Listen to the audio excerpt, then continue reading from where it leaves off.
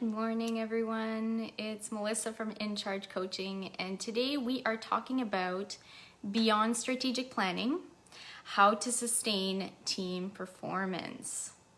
So for those who don't know me, my name is Melissa. I work with highly driven managers, and I'm helping them build sustainable, high-performing teams so they can position themselves as valued and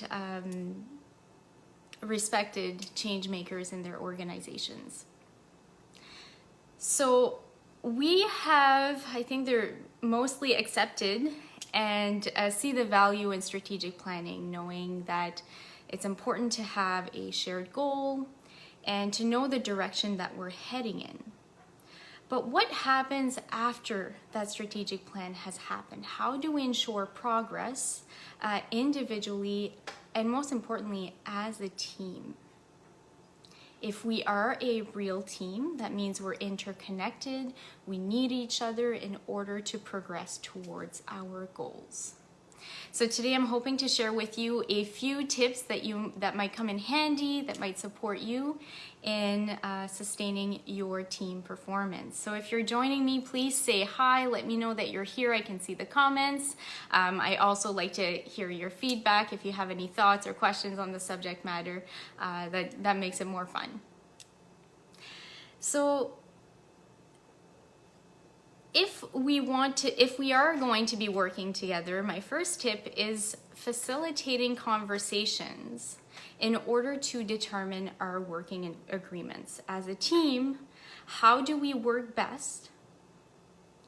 And how is that going to happen? Right? How do we reach that goal? What are our daily habits like when we have meetings? What do those look like? How are we going to structure them? How are we communicating, exchanging information, and working together? And facilitating those conversations can be challenging, especially if we're not used to having them, or when we are coming together to have conversations. Sometimes we get locked into the tactical, what needs to happen, but we're not actually talking about how we're working together, how the system is working as a team. So tip number one is make sure you're having those conversations with your team, not just as a leader determining how we're going to work together as a team, but having the team involved in that conversation of how we work best together. My second tip is to consider those Zoom meetings, because we are experiencing Zoom meeting fatigue. It's a well-known thing, especially a year into, or almost 2 years into the pandemic and working remotely. To look at that and bring that into those conversations of how we work together and how we're conducting these Zoom meetings. We can talk about the length of the meetings, maybe capping them at 50 minutes, how frequent we're having them, and how we're structuring those meetings. One of the things that I like to do is not just doing Zoom meetings, but turning them into Zoom work sessions. So sometimes we're focusing on talking and planning, and sometimes we can come together on Zoom and actually work. We can share screen, we can bring up shared documents and work together, and making sure that our meetings are not locking us into just talky, that we're actually moving the needle forward during the time that we're together, and we're leaving with clear direction and next action steps. So looking at those Zoom meetings. My third tip is about connection and trust. Because in order to have these important conversations, to have honesty and transparency from people and really look at the way that we're working together, we're going to need a certain amount of trust. And in order to build that trust, we're going to need to figure out ways that we are connecting with each other, times that we are actually getting to know each other as human beings.